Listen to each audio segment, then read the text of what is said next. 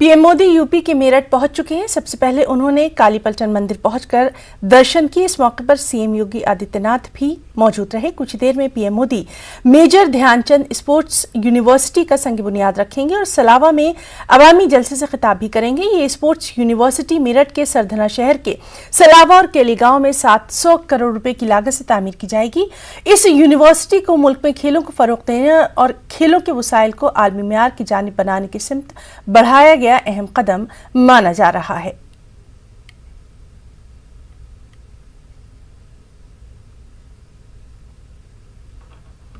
सुरक्षित स्थान माना जाता था और इसलिए ये मंदिर कालीपलटन के नाम से इतना ही अलग महत्व है।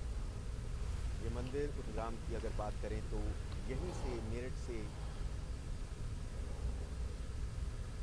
की गई है और प्रधानमंत्री नरेंद्र मोदी की रैली में लोगों के पहुंचने का सिलसिला लगातार जारी है। भारी संख्या में लोग पहुंच रहे हैं। ये मुख्य द्वार है जहां से चेकिंग की जा रही है, प्रॉपर सैनिटाइज किया जा रहा है और जिनके पास मास्क नहीं है उनको मास्क भी दिए जा रहे हैं, क्योंकि कोरोना का खतरा लगातार देश में बढ़ता हुआ जा रहा है। इसी के मद्देनजर इन बातों को ध्यान में रखा जा रहा है। और कुछ लोगों से बात करते हैं जो यहाँ पर पहुंचे हुए हैं रैली में, और उत्साह भी है बहुत ज्यादा। मेजर ध्यानचंद खेल विश्वविद्यालय मेरठ का शिलान्यास कर रहे हैं प्रधानमंत्री नरेंद्र मोदी। कितनी बड़ी सौगात है और कितना लाभ मिलेगा इस आने वाले समय में? वंदे भारत, हमारा गांव सलावा है। ये हमारे बड़े सौभाग्य की बात है कि इतनी बड़ी परियोजना आज प्रधानमंत्री माननीय मोदी जी के द्वारा यहाँ पे कराई जा रही है। इसका सबसे अच्छा फायदा यह होगा कि जो यहाँ की प्रतिभा है, जो खेल में बहुत ज्यादा रुचि रखने वाले बच्चे हैं, जो कभी ग्वालियर जा रहे थे या इधर या जहां तहां भी जा रहे थे, उनकी जाने बजाय यहाँ नजदीक में लोकल में ही तैयारी होगी इसकी, जिससे उनका टाइम बचेगा, पैसा भी बचेगा और उनकी प्रतिभा निखर के बाहर आएगी। दूसरी सबसे बड़ी बात, यहाँ ओलंपिक को लेकर भी नौकायन होने की संभावना है, क्योंकि पानी नजदीक में, नहर नजदीक में है, जो कि आसपास में किसी विश्वविद्यालय के अभी दिखता नहीं है। 2022 के चुनाव में कोई चुनौती है? नरेंद्र मोदी और प्रधानमंत्री हैं और साथ ही साथ योगी आदित्यनाथ फिर से एक बार मुख्यमंत्री बनेंगे। देखिए, इतनी बड़ी चुनौती इनके सामने अभी नहीं है, क्योंकि इन्होंने काम काफी किया है। यदि किसी को इन्हें हराने का प्रयास कर रहे हैं तो वे इनसे ज्यादा काम करके दिखाएं, जब ही हरा सकते हैं। केवल ये कह के नहीं हरा सकते। जी, कितनी बड़ी सौगात है ये, आज प्रधानमंत्री नरेंद्र मोदी यहाँ पर आ रहे हैं। बहुत बड़ी सौगात है जी, बहुत बड़ी सलावे के लिए बहुत बड़ी सौगात है। और जो है हमारा भाग्य है, सलावे के नाम से ये यूनिवर्सिटी आ रही है, बहुत ही बड़ा भाग्य है जी सलावे के लिए। तमाम कार्यकर्ता यहाँ पर मौजूद है और लोगों में बहुत ही उत्साह है कि प्रधानमंत्री नरेंद्र मोदी आज यूनिवर्सिटी का शिलान्यास करेंगे और कहीं ना कहीं जो खेलों का महत्व बहुत ही अधिक बड़ा है, इन्हें बढ़ावा मिलेगा। रोहित सिंह, न्यूज़ 18 मेरठ। मुल्क में कोरोना का दायरा वसी से वसी तर होता जा रहा है। कोरोना के 27,553 नए मामलों की तस्दीक हो गई है, जबकि 24 घंटों के दौरान 9,249 मरीज अस्पतालों से डिस्चार्ज हुए हैं। 24 घंटों के दौरान 284 अफराद कोरोना से फौत हुए। मुल्क में 1,22,801 एक्टिव मामले हैं। दूसरी जानिब ओमिक्रॉन के मामलों की तादाद 1,525 तक पहुंच गई है।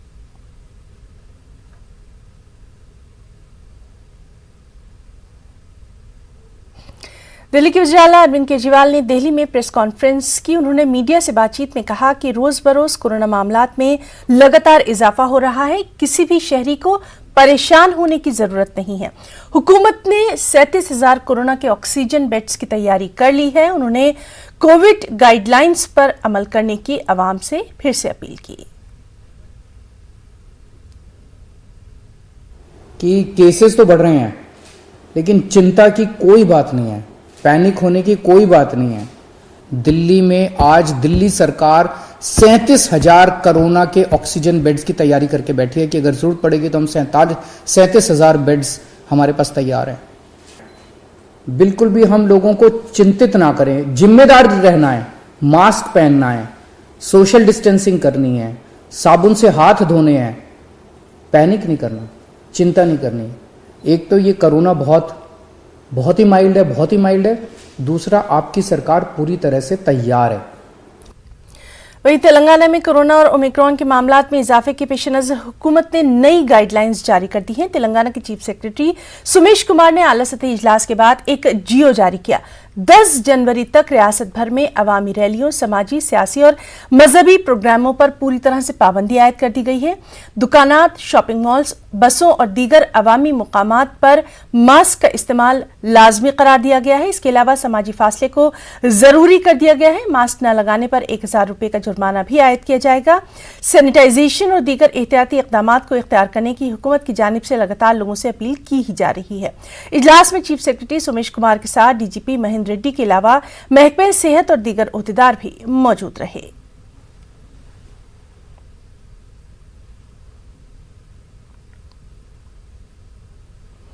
उत्तराखंड में धर्म संसद इश्तियाल अंगेज तकारीर का तनाज़ा थमा नहीं है। अब मामले की बाज़ाब्ता जांच होगी। मामले की जांच के लिए 5 रुकनी एसआईटी की तश्कील दी गई है।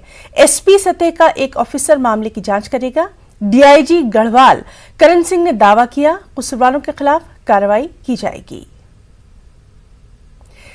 इस वक्त हमारे साथ मौजूद हैं देहरादून से हमारे नुमाइंदे सत्येंद्र बत्रवाल। सत्येंद्र, आपसे हम जानना चाहेंगे धर्म संसद मामले पर अभी तक क्या कुछ कार्रवाई हुई है?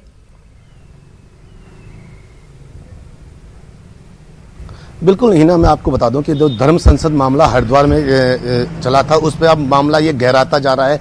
पूरे मामले में पूरा जो ये प्रकरण है, इसमें 2 मुकदमे दर्ज हो गए हैं और 5 लोगों के खिलाफ ये पूरे मुकदमे दर्ज हुए हैं। और हम बात करें अगर एसआईटी की, क्योंकि शनिवार को मुस्लिम समुदाय के सैकड़ों लोग देहरादून पहुंचे थे और देहरादून उन्होंने प्रदर्शन किया था और सचिवालय कूच के दौरान उनका कुछ मांगे थी कि अगर प्रशासन उनकी मांगे मानता है तो वो अपना प्रदर्शन खत्म कर देंगे, वरना वो प्रदर्शन जारी रहे। जिसको देखते हुए डीआईजी गढ़वाल करण सिंह नगरियाल मौके पर पहुंचे और करण सिंह नगरियाल ने उन जो पूरे लोग आए थे मुस्लिम समुदाय के, उनको आश्वासन दिया और उनकी जो मांगे थी कि जो अरेस्टिंग हो उस पर भी जल्द कार्रवाई होगी। लेकिन एसआईटी की अब इसमें बात चल रही है। इसमें एक विशेष जांच दस्ता बना दिया है जो कि एक एसपी रूरल जो देहरादून के, उनके नेतृत्व में पूरी एसआईटी चली गई और जल्द से जल्द एसआईटी इसमें काम करेगी। जी सत्येंद्र, बहुत बहुत शुक्रिया आपका तमाम तर तफसीली जानकारी के लिए। आगे क्या कुछ कार्रवाई होगी उसके ताल्लुक से भी आपसे अपडेट लेते रहेंगे। बहुत बहुत शुक्रिया आपका। एक और अहम खबर, सुल्ली डील के बाद एक बार फिर मुस्लिम खवातीन को निशाना बनाया जा रहा है। 1 जनवरी को एक नामालूम ग्रुप ने गिटहब का इस्तेमाल करते हुए बुल्ली बायनामी ऐप पर सैकड़ों मुस्लिम खवातीन की तस्वीर अपलोड कर दी। सोशल मीडिया पर ऑनलाइन ऐप पर तस्वीर अपलोड करने से सैकड़ों मुस्लिम खवातीन सख्त बरहम हैं, नाराज हैं। इस मामले में दिल्ली की खातून सहाफी ने दिल्ली पुलिस में बाकायदा शिकायत दर्ज करवाई है। उसके बाद बुल्लीबाई ऐप के खिलाफ एफआईआर दर्ज कर ली गई है। साथ ही शिवसेना की रुकने पार्लियामेंट ने मुंबई पुलिस से मामले की तहकीकात के साथ साथ मरकजी वजीर अश्विनी वैष्णव से सख्त कार्रवाई का मुतालबा भी किया है। वहीं शिकायत का जवाब देते हुए दिल्ली पुलिस ने हफ्ते को ट्विटर पर कहा था कि उन्होंने इस मामले का नोटिस ले लिया है और मुतल्लिका हुक्काम को कार्रवाई करने को कहा गया है। वाज़ेह है कि पिछले साल के शुरू में सुल्ली बाई ऐप पर सुल्ली डील्स को लेकर एक तनाज़ा खड़ा हुआ था। महाराष्ट्र के वजीर नवाब मलिक ने सुल्ली डील और बुल्ली बाई ऐप की सरगर्मियों पर अपना रद्द-ए-अमल दिया। उन्होंने कहा कि तखरीबी सरगर्मियों को फरोग देने वाले वेब पोर्टल के खिलाफ मरकजी वजीर दाखिला से इस सिलसिले में नुमाइंदगी की जाएगी। वेब पोर्टल इंतजामिया के खिलाफ सख्त कार्रवाई के लिए हर मुमकिन कोशिश की जाएगी। ऐसी लड़कियों का पोर्टल पे फोटो के साथ जिस तरह से चीज़ें रखी गई उसकी हम निंदा करते हैं। इन लड़कियों में कुछ लड़कियां मुंबई शहर की भी हैं, उनकी मेरी फ़ोन पे बात हुई है। मैं स्वयं गृह मंत्री जी को पत्र लिखकर इन पे कार्रवाई करने की मांग करूंगा और मुकदमा दर्ज करके जो लोग इसके पीछे हैं, वो चाहे कितने बड़े क्यों ना हो, क्यों ही उनका कोई पॉलिटिकल अटैचमेंट क्यों ना हो, सभी लोगों पे कार्रवाई करने के लिए हम पूरी तरह से गृह मंत्रालय के माध्यम से प्रयास करेंगे और उन पे कार्रवाई करवाएंगे। और सीधे रुख करेंगे दिल्ली का। हमारे साथ मौजूद है हमारे साथी खुर्रम शहजाद। खुर्रम, आपसे जानना चाहेंगे कि इस पूरे मामले पर अभी तक क्या कुछ कार्रवाई हुई है?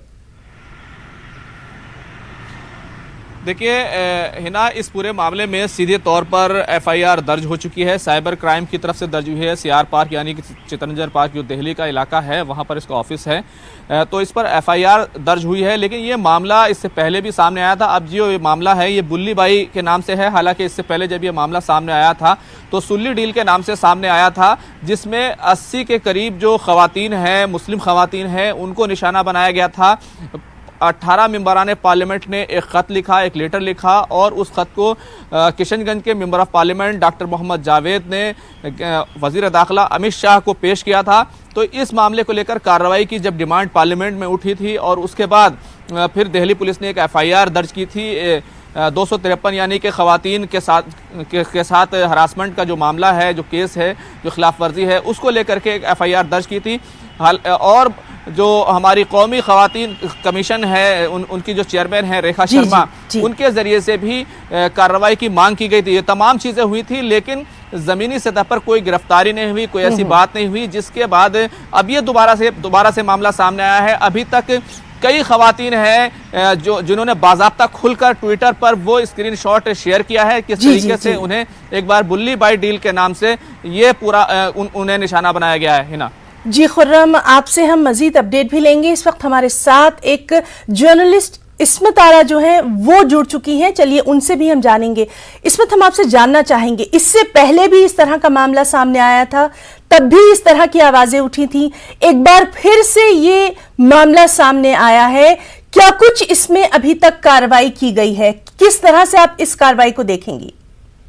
जी, तो जैसा कि हम सबको पता है, ये मामला जो है पहली दफा नहीं, पहली बार नहीं है तो ये मामला हुआ है। आज से 6 महीने 8 महीने पहले 2 बार ये जो वारदात है ये हो चुकी है। एक बार ईद के वक्त हुई, एक बार बकरीद के वक्त हुई, और उसमें जो है एक सुल्ली डील करके जो है एक इसी तरह का एक प्लेटफॉर्म था जहाँ पे औरतों को जो है नीलाम किया जा रहा था।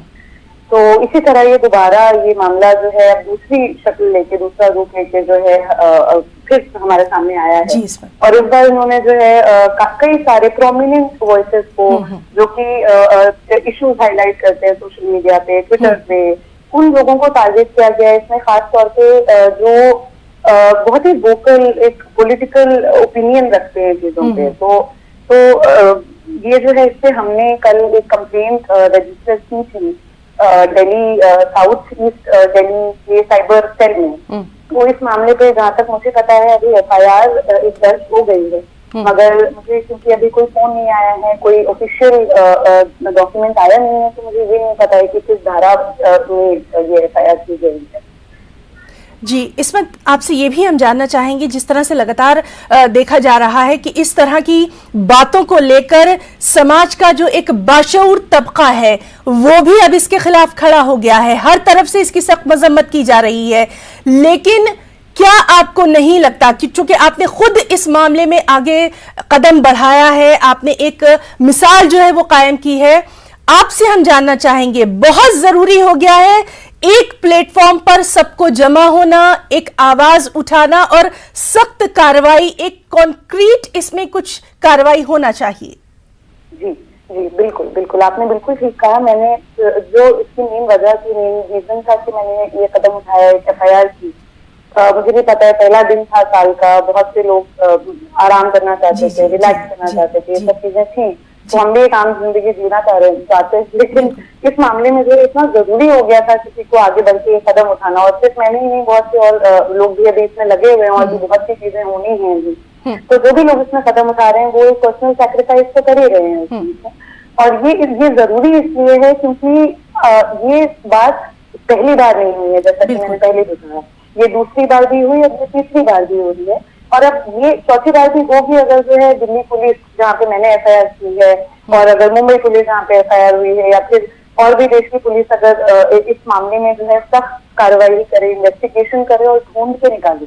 अगर ये इस तरह के क्रिमिनल्स जो भी ये हरकतें कर रहे हैं वो इस हिम्मत के साथ ये हरकतें कर रहे हैं कि हमें कोई पकड़ नहीं सकता, हमारे तक कोई पहुंच नहीं पाएगा। लेकिन अगर मतलब ये एक बड़ा सवाल है, एक चैलेंज है इवन इस वक्त आपसे ये भी जानना चाहेंगे, अगर अभी कुछ ज्यादा कार्रवाई नहीं होती, या आपको लगता है कि कार्रवाई नहीं की गई है, तब किस तरह से आप लोग इस पूरे मामले को लेकर आगे जाएंगे? देखिए, जैसा कि आपने कहा, इसमें कई से प्रोमिनेंट लोग जुड़ गए हैं। बहुत जो है जी है, काफी हद तक पार्लियामेंट में उठ चुका है। तो हम जो है, हमारी कोशिश ये रहेगी कि पहले तो हम इन्वेस्टिगेशन में थोड़ी कोशिश करेंगे, अपनी तरफ से जो हो सकेगा वो करेंगे। हम उम्मीद भी रखते हैं कि पुलिस हमारा इसमें साथ दे। पहली तो यही कोशिश रहेगी, लेकिन अगर ये हमें लगता है कि किसी एक सही दिशा की तरफ नहीं जा रही है जो कार्यवाही है, तो हम बिल्कुल we will approach the court as well. जी बिल्कुल। खुर्रम भी हमारे साथ मौजूद हैं। खुर्रम, हम आपसे जानना चाहेंगे, जहां पर चूंकि दिल्ली राजधानी भी है और हमारे पार्लियामेंट में भी हमारी बहुत सारी खवातीन जो हैं वो नुमाइंदगी करती हैं हमारी खवातीन की, आपको क्या लगता है, दिल्ली से भी आवाजें बुलंद हो रही हैं इस तरह की चीजों के खिलाफ? देखिए, बिल्कुल जो हमारा सियासी तबका है, ख़ास तौर से मैंने आपको बताया था कि 18 मेंबरान ऑफ पार्लियामेंट की तरफ से बाज़ाब्ता तौर पर पिछली मरतबा 26 जुलाई को अमित शाह जी को एक लेटर दिया गया था। और अब जो ये मामला सामने आया है, जिसको बुल्ली बाई के नाम से सामने आया है, उसके खिलाफ जो आवाज़ उठी है, उसमें असदुद्दीन अवैसी ने इस मामले को रिट्वीट किया है। डॉक्टर मोहम्मद जावेद जो किशनगंज से मेंबर ऑफ पार्लियामेंट है, उन्होंने ट्वीट किया है। और इसी के साथ साथ शशि थरूर जो सीनियर कांग्रेस के लीडर है, उन्होंने इस मामले को ट्वीट किया है। और खुद अश्वनी कुमार जो IT मिनिस्टर हैं, उन्होंने इस बात की जानकारी दी है कि इस मामले में FIR दर्ज हुई है, लेकिन किन धाराओं के तहत हुई है और क्या वाकई वो तमाम लोग इस बार गिरफ्तार हो जाएंगे जिन लोगों ने इस तरीके से पिछली बार भी किया था। लेकिन ये आवाजें जो हैं वो बहुत तेजी के साथ उठी हैं और सभी लोग इसको बहुत ही संजीदगी के साथ देख रहे हैं। देखना अहम रहेगा कि क्या इस मामले में कार्रवाई आगे होती है और इन तमाम चीजों को रोकने के लिए कुछ खास कानून भी बनता है। इस पर भी लगातार हमारी नजर बनी रहेगी। खुर्रम, आपका भी बहुत बहुत शुक्रिया और हमारे साथ जो जर्नलिस्ट इस्मत आरा जुड़ी थी, उनका भी हम कीमती वक्त देने के लिए बहुत बहुत शुक्रिया अदा करना चाहेंगे। फिलहाल एक छोटा सा ब्रेक। कुपवाड़ा के केरन सेक्टर में 1 जनवरी को LOC पर दरअंदाजी की कोशिश को नाकाम बनाया गया। LOC पर तैनात 24 जवानों ने एक दरअंदाज को हलाक कर दिया। महलूक की शिनाख्त पाकिस्तान के मोहम्मद शब्बीर मलिक के तौर पर की गई है, जो कि असलहा व गोला बारूद से लैस था। दरअंदाज की लाश के पास से एक AK-47, 7 ग्रेनेड और दीगर सामान बरामद किया गया। पाकिस्तान से हॉटलाइन राब्ता करते हुए दरअंदाज की लाश वापस ले जाने के लिए कहा गया है। फौज ने इसे पाकिस्तान की बॉर्डर एक्शन टीम की कार्रवाई करार दिया। ऐसी इत्तलात है कि दरअंदाजी की मजीद कोशिशें हो सकती हैं, ताहम सरहद पर फौज पूरी तरह चौकस है। Complete breach of the ceasefire understanding arrived at between the two DGMOs, one armed intruder who was dressed in a Pathani suit and a black jacket. He was detected moving from areas under the control of Pakistan Army across the line of control at around 1500 hours yesterday. Ambushes were laid along the likely routes that could be adopted by the intruder, and movement was tracked and followed, and the infiltrator was eliminated once the ambush was sprung. The body of the slain infiltrator was recovered along with 1 AK-47 and large quantities of ammunition, including 7 hand grenades. The surveillance of the area is still in progress, denying any exploitation of the bad weather conditions prevailing in the area, and the operation is still ongoing. A search operation of the belongings have revealed a Pakistan national identity card, which you can see with his name written there, Mohammad Shabir Malik, and vaccination certificates also, which is issued by the Ministry of National Health Services Regulation and Coordination, the Government of Pakistan. मेहनत और लगन से जिंदगी में कुछ भी मुमकिन है। हमने अपनी पहल में बायजूस यंग जीनियस के तहत बहुत से ऐसे बच्चों से मुलाकात की जिन्होंने अपनी सलाहियतों और अज़्म से वो कर दिखाया जो उनकी उम्र में नामुमकिन लगता है। आज हम आपको अन्विश प्रधान से मिलवाएंगे।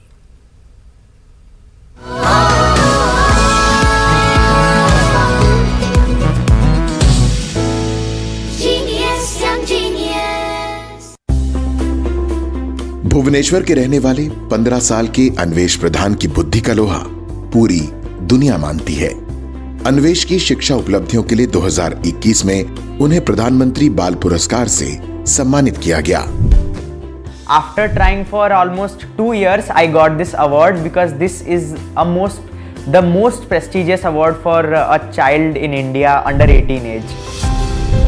मेधावी अन्वेष को अमेरिका की स्मार्ट सोसाइटी ने IEM ओलंपिक्स फिजिक्स में रैंक 1 पर रखा गया। 2021 में ही दिल्ली मैथ्स चैंपियनशिप में उन्हें दूसरी रैंक मिली। पिक्सल मैथ्स चैलेंज में अन्वेष ने तीसरी रैंक हासिल की।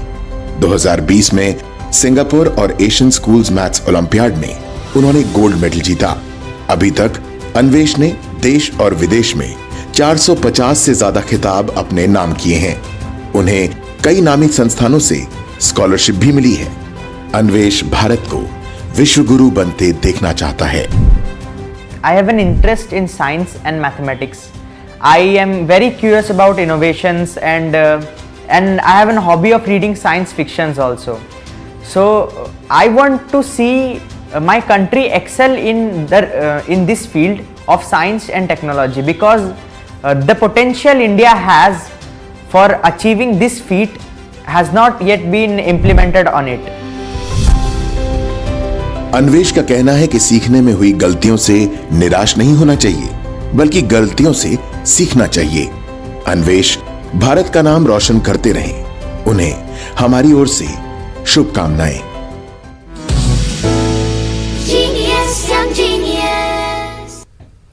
कर्नाटक के तारीखी शहर बीजापुर में मौजूद गोल गुंबद को देखने के लिए बड़ी तादाद में सैयाह यहां का रुख कर रहे हैं। नए साल और फिर वीकेंड की छुट्टियां गुजारने के लिए मुल्क की मुख्तलिफ रियासतों से सैयाह बीजापुर पहुंचकर आदिल शाही दौर की इमारतों का दौरा कर रहे हैं।